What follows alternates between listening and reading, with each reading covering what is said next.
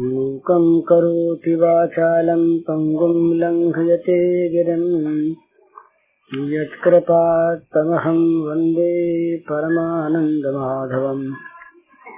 श्रीमन्मदनगोपालं वृन्दारण्यपुरन्दरं श्रीगोविन्दं प्रपद्येऽहं दीनानुग्रहकालकम्।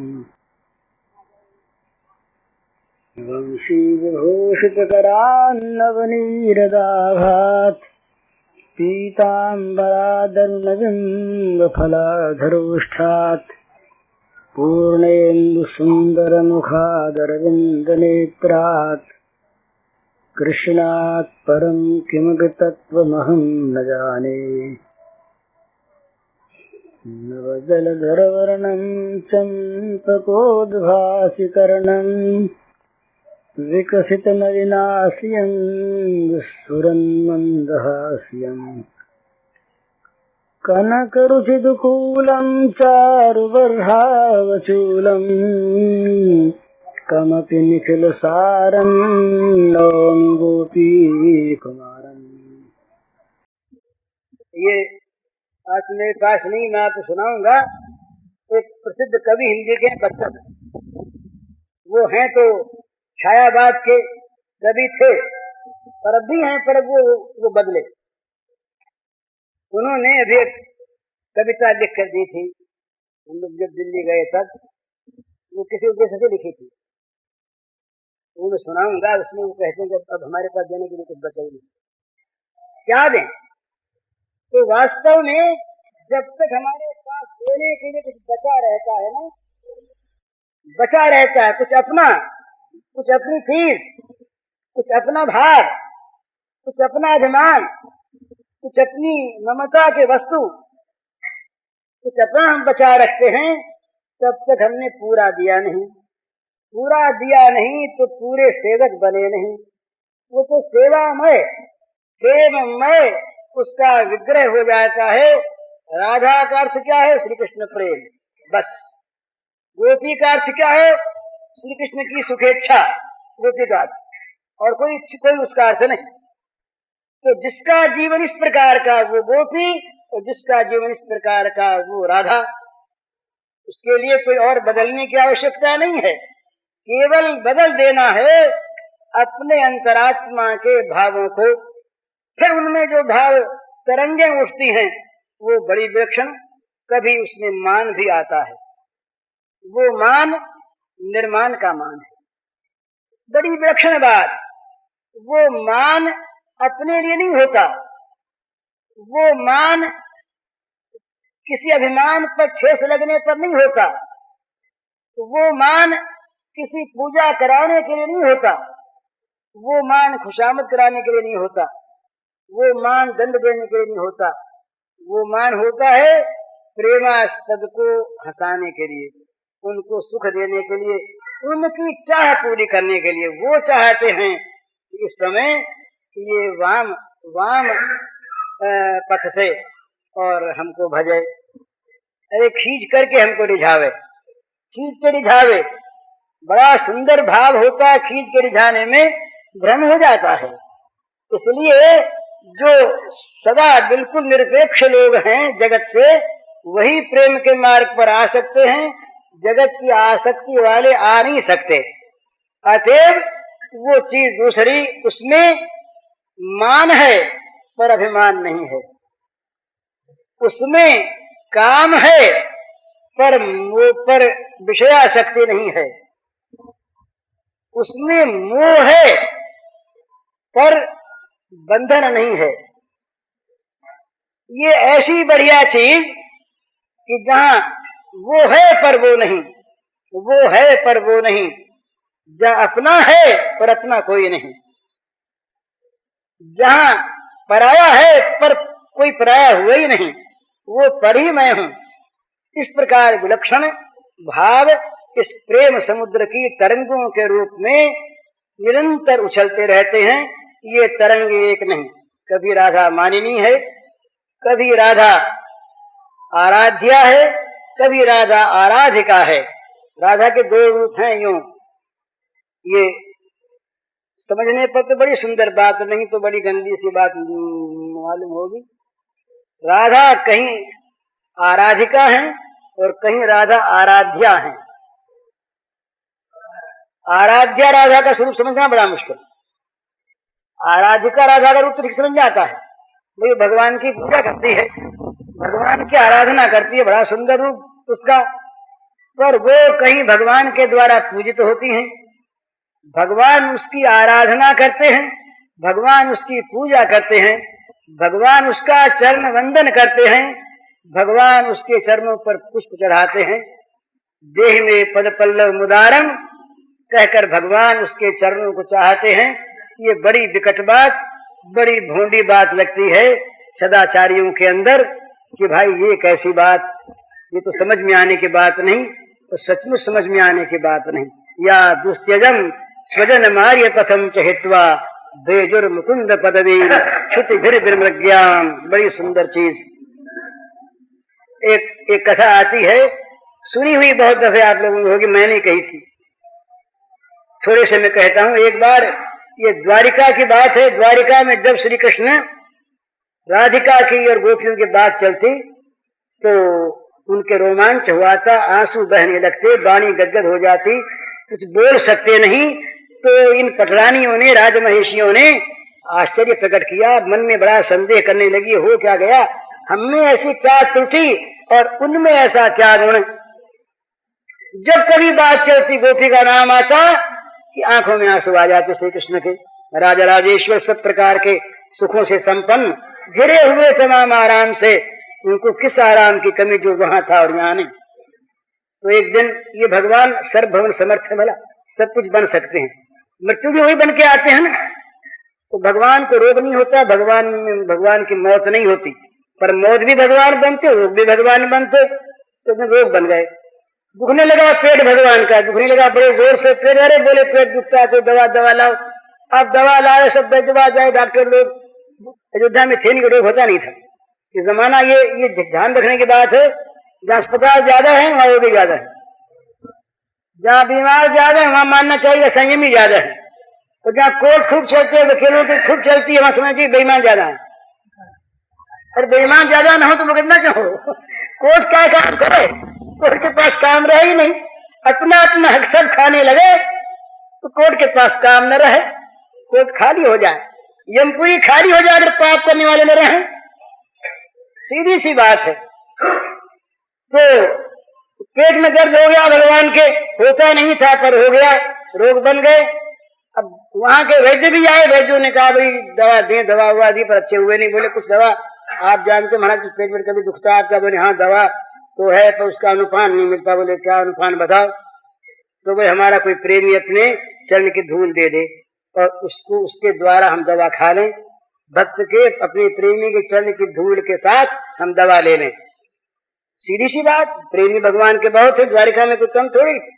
रुक्मिणी जी पास बैठी, सत्यभामा जी बैठी, अब चरण की धूल, बोले सीधी सी बात है। रुक्मिणी जी ने देखा कि भाई चरण की धूल तो हमारे पास है ही, कोई बात नहीं, और प्रेमी भी हम हैं, पर भाई शास्त्र कहता है, हम लोग रोज सुनते हैं, जानते हैं कि पति को स्वामी को चरण की धूल कैसे दे। स्वामी को चरण की धूल देना तो पाप और नरक में जाना पड़ेगा। तो ये नरक में जाने का सामान कैसे इकट्ठा करें, भला क्या करें, ये तो बुरी चीज। सत्यभामा जी आप दे दो।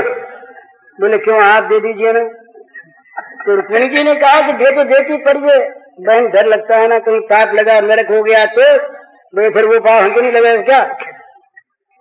सारी रानियां नट गई, तमाम 16,000 रानियां, एक दो नहीं, सब नट गई। अब वो नट गई तो दूसरा कौन द्वारकावासी दे, विश्ववासी कौन दे? सब जगह से नहीं आ गई। संक्षेप में नारद जी आए, नारद जी ने कहा महाराज पेट दुखता, क्या हो गया, ये माया कैसे रची? बोले दुखता तो बहुत है, कोई उपाय कर दे कुछ। बोले क्या उपाय करे? बोले किसी प्रेमी की धूल ला दो।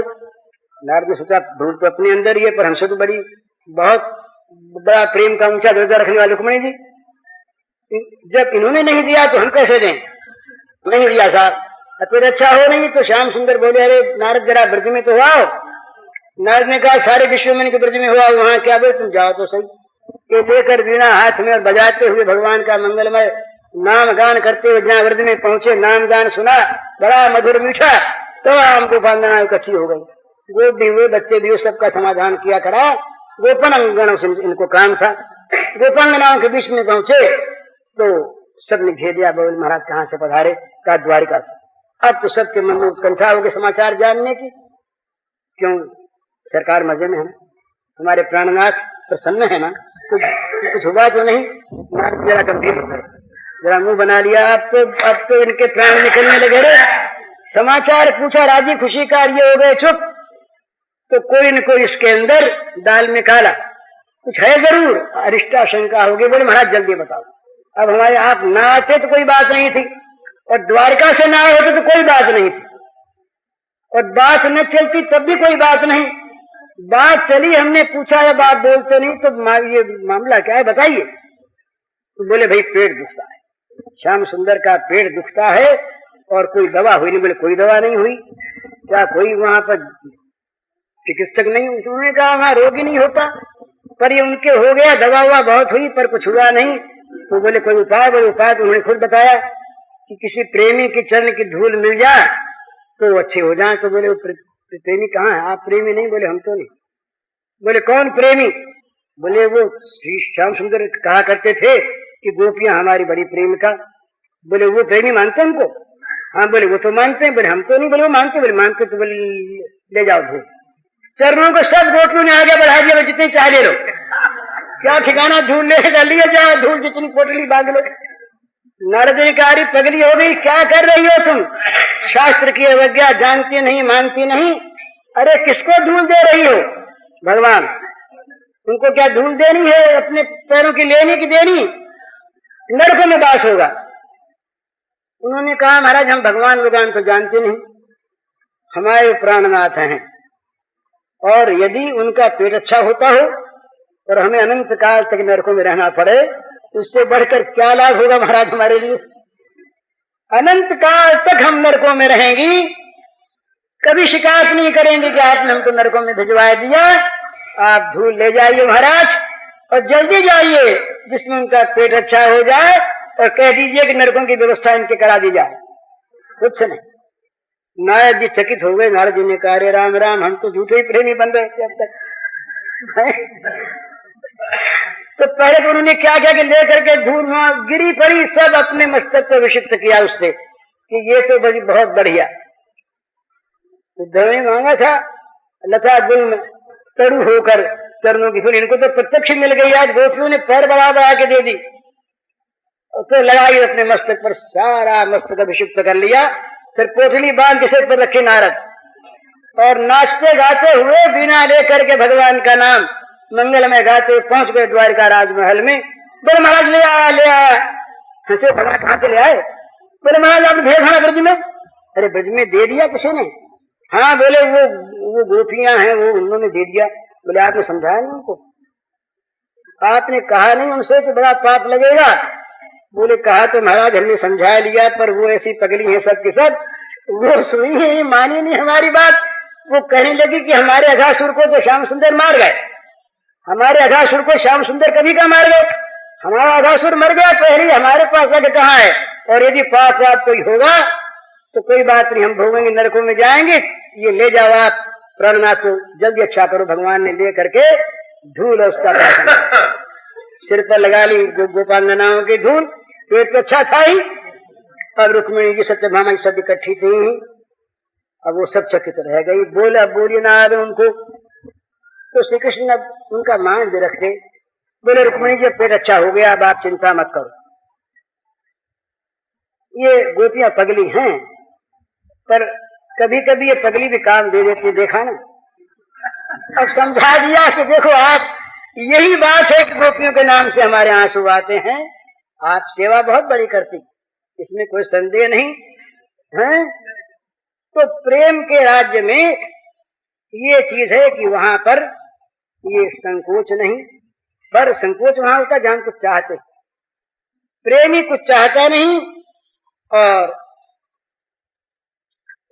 उसके पास चाहने योग्य मन रहता नहीं, तो उसके फिर अनंत भाव से क्या चाहेंगे। तो ये राधा भाव जो है ये बड़ा विलक्षण त्याग का भाव है। प्रेम में जो जाना चाहता है उसको सबसे पहले तैयार हो जाना चाहिए त्याग के लिए। मान जाएगा, धन जाएगा, स्वर्ग जाएगा, लोक जाएगा, परलोक जाएगा, इज्जत जाएगी, सबकी होली फूंक दी जाएगी। कबीरा खड़ा बाजार में लिए लुकाटी हाथ, जो घर फूके आपनो आवे मेरे साथ। जिसको घर फूकना हो अपना, घर के ममत्व को जला देना हो, वो हमारे पास आ जाए तो उसकी बेड़ी तो कट जाएगी।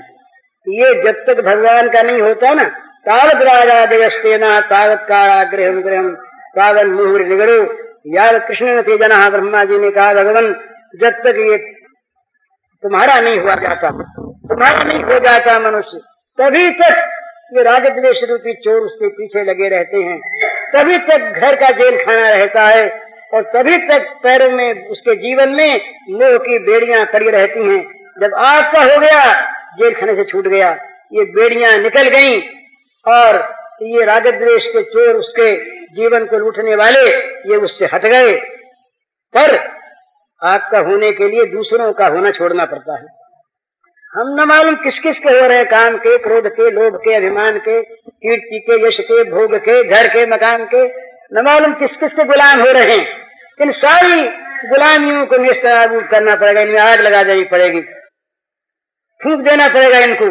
जो अपने सर्वस्व को फूंक कर उसके भस्मावशेष पर नाच सके वो प्रेम के मार्ग में आवे। महाराज प्रेम पंथ पावकनी ज्वाला भाली पाछा भागे जो ना ही पड़ा पे महार समाने, देख नारा दाधे जो ने।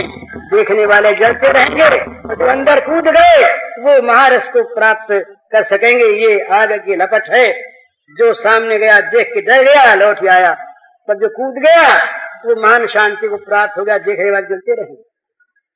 तो ये महान रस, ये महान दिव्य आनंद, ये राधा भाव और गोपी भाव का ये त्याग की भूमिका पर प्रतिष्ठित होता है। सबसे पहली चीज इसमें त्याग है। त्याग के बिना प्रेम का उदय होता ही नहीं, कहीं नहीं होता। जहां पर भी त्याग नहीं है भोग है, जहां पर भी मानना है, जहां पर भी लेने की इच्छा है, जहां लेना है वहां पर प्रेम नहीं होगा, व्यापार हो जाएगा। व्यापार हो जाएगा, लेन देन हो जाएगा, व्यापार में शिष्टता होगी, सौम्यता होगी, सद्व्यवहार होगा तो सुख भी होगा। पर वो है व्यापार। पर जहां त्याग है, जहां देना ही देना है, वहां एक विशुद्ध अनुराग की उत्पत्ति होगी, उदय होगा, और वो अनुराग मन में रहने नहीं देगा किसी भी दूसरी चीज को। भुक्ति मुक्ति प्रिया यावत पिशाची हृदय वर्तते, कहते कि जब तक ये पिशाचिनी भोग और मोक्ष की इच्छा हृदय में बनी रहती है तब तक प्रेम का उदय नहीं हो पाता। प्रेमोदय जिसको चाहिए वो भुक्ति मुक्ति की इच्छा को भी जलांजलि दे दे, भुक्ति मुक्ति अपने आप पीछे पीछे आवेगी। भोग आवेंगे पर वो भोग को पद्दलित करके, ठोकर मार करके भगवान के चरणों में फेंक देगा। राज्य को मयि सन्यस्य सर्वाणि कर्माणि मयि सन्यस्य निराशी निर्मम भूत ज्वर, राज्य की आशा छोड़ दो, राज्य ये कर्म करके मुझ में फेंकते जाओ और राज्य मिल जाए उसे मुझ में फेंक दो, राज्य की आशा मुझ में फेंक दो। ये सन्यास्य इस प्रकार सब कुछ भगवान में फेंक कर, सब कुछ भगवान पर न्यौछावर करके, सब कुछ का त्याग करके जो केवल प्रेम देवता की सेवा करना चाहता है, इस प्रकार का जो त्याग करने के लिए उतारू है वो प्रेम के मार्ग में आवे। जो सिर साटे हरि मिले तो हरि लीजिए दौड़, ना जानो या देर में गाहक आवे, और जल्दी से जल्दी हमारा सिर ले लिया जाए पहले, और जल्दी हमको वस्तु मिल जाए। कोई दूसरा ग्राहक बीच में आ गया, जो सिर साटे हरि मिले तो हरि लीजिए दो। सिर देने के बदले में अगर भगवान मिलते हूँ, लोक पर लोक खोकर भोग मोक्ष को जलांजलि देकर अगर भगवत प्रेम मिलता हो तो सस्ता मिलता है, बहुत सस्ता मिलता है, ये ले लेना चाहिए। पर ये जितना कहना सहज, बोलना सहज महाराज, ये इसी बोलने के बाद शर्म आती है। अपने में तो भोग त्याग की बात तो अलग रही, भोगाकांक्षा बड़ी प्रबल है।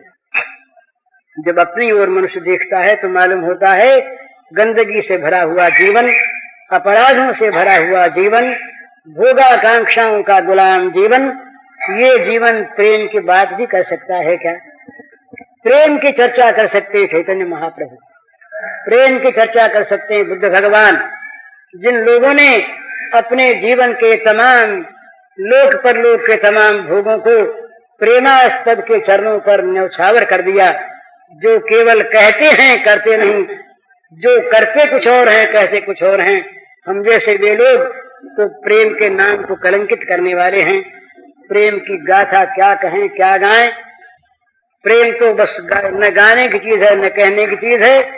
ये तो भगवान की कृपा से कहीं कहीं प्रकट हो जाता है, जिस पर भगवान कृपा करते हैं, और जहाँ प्रकट होता है तो वहाँ कुछ कहने को रहता नहीं, वो चुप हो जाता है। किससे कहे, क्या कहे, क्यों कहे, कैसे कहे? फिर अगर वो कहता है तो उसके अंदर वो कहता है, अगर वो सुनता है तो उसके अंदर से वो सुनता है, अगर वो खाता है तो उसके अंदर वो खाता है, अगर वो सोता है तो उसके अंदर वो सोता है। इस प्रकार चाहे क्रिया बनती रहे, इस प्रकार चाहे लीला चलती रहे, इस प्रकार चाहे दो बने रहें, पर वहां पर रह जाता है केवल प्रेमास्पद, वही प्रेम, वही प्रेमी, वही आस्वाद्य, वही आस्वादक और वही आस्वादन, तीनों वही बन जाता है। वो बन करके तीनों चाहे लीला करे और चाहे लीला बंद कर दे, चाहे खेले और चाहे सो जाए, जैसी उसकी इच्छा, किंतु परंतु कहने वाला कोई नहीं। इतना होने पर भी लीला चलती है। ये प्रेम राज्य का एक स्वभाव है कि दो न रहने पर भी दो नित्य हैं। माया नहीं है, लीला है, नाट्य नहीं है, अनुभव है, दंड नहीं है, सत्य है, दिखाऊ चीज नहीं है।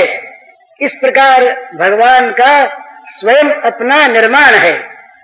जैसे निर्माण का योगी करते हैं, उसी प्रकार प्रेम निर्माण, प्रेममय भगवान अपने को बनाकर प्रेम का रस आस्वादन करते कराते अपना रस अपने आप ही।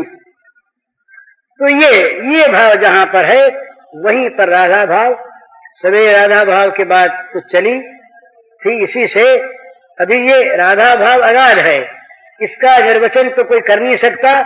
अपनी जीव को, अपने जीवन को पवित्र करने के लिए राधा की गोपियों की स्मृति जीवन में कभी आ जाती है तो ये उनकी कृपा का फल है, उनके अनुग्रह का निदर्शन है।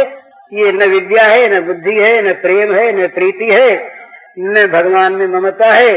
आप लोगों के समय को नष्ट करना है। अपनी बात तो यही है। अब उस प्रश्न की बात रही तो वो अगर क्षमा करें तो प्रश्न की बात फिर कल करें, क्योंकि उसमें एक तो वो चलता इसी के साथ है, उसमें भी त्याग का ही संबंध है, परंतु जरा सा विषयांतर हो जाता है, उस बाह्य में आना पड़ता है। उसमें प्रश्न है सच्ची देशभक्ति की भावना एक ईश्वरानुरागी व्यक्ति के मार्ग को कहां तक प्रभावित कर सकती है, और विदेशी आक्रमण के समय प्रगाढ़ ईश्वरानुराग का क्या तकाजा है? इन दोनों का उत्तर है। और बड़ा सुंदर प्रश्न है। ऐसी परिस्थिति में जो लोग हैं उन लोगों को भी जानने की आवश्यकता है कि उनका ईश्वरानुराग और उनके ईश्वरानुराग का तकाजा प्रगाढ़ विदेशी आक्रमण के समय क्या होना चाहिए, ये जानने की चीज है, जानने की चीज है। परंतु इस समय जो बात हो रही है उससे उसका तत्वतः मेल होने पर भी साधनतः मेल नहीं। इसलिए ये उसी भाव का है। भगवान ये जो प्रेम में दो भावों का प्राधान्य है, उसके फिर अनेकों स्तर हैं। विप्रलंब कितने प्रकार का, संयोग कितने प्रकार का, वो अलग अलग उनके भेद हैं, सब संयोक्तिक हैं। ये बनांतर विरह है, निकुंजांतर विरह है, देशांतर विरह है, भूत विरह है, भविष्य का विरह है।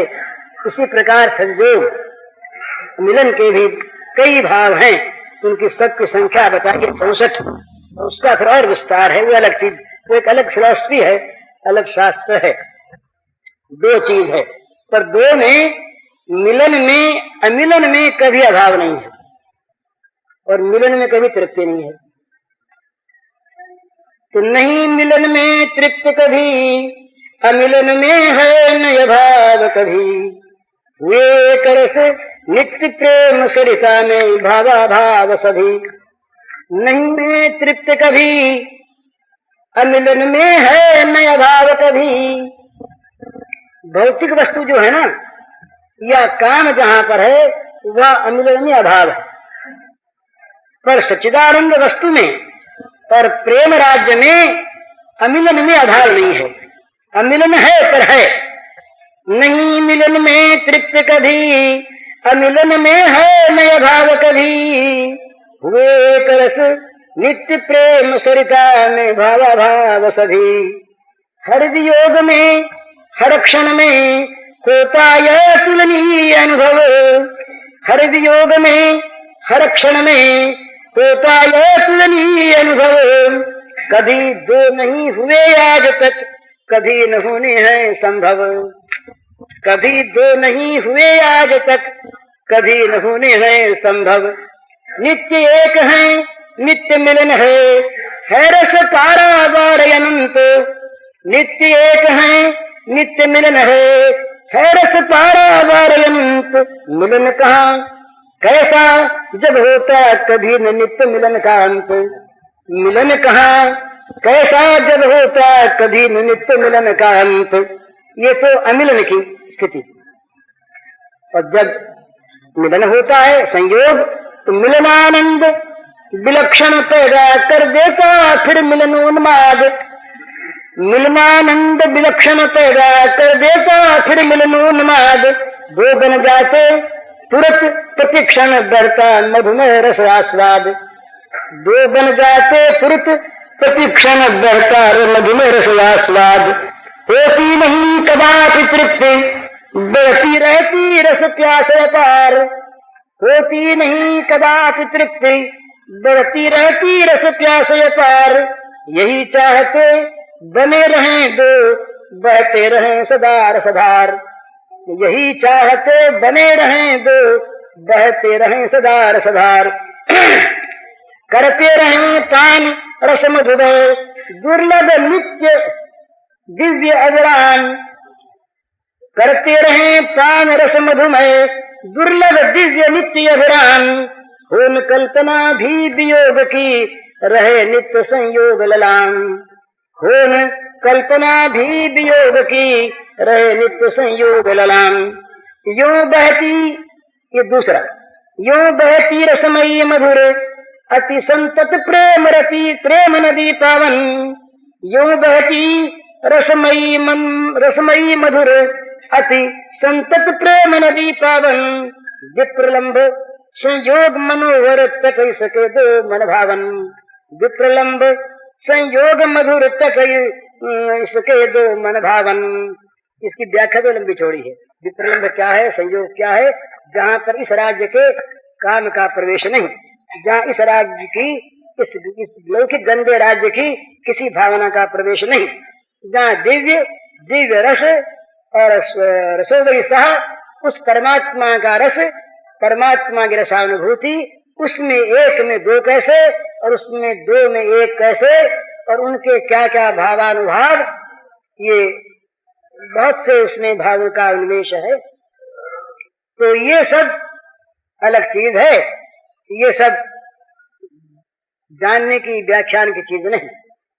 ये सब तो इसका एक शास्त्र है, और ये शास्त्र केवल पढ़ने से नहीं होता, इस शास्त्र के साथ साथ उस प्रकार की पात्रता प्राप्त करनी पड़ती है जो काम राज्य से बाहर निकल करके त्याग राज्य की भूमिका में इसका शिक्षण प्रारंभ होता है।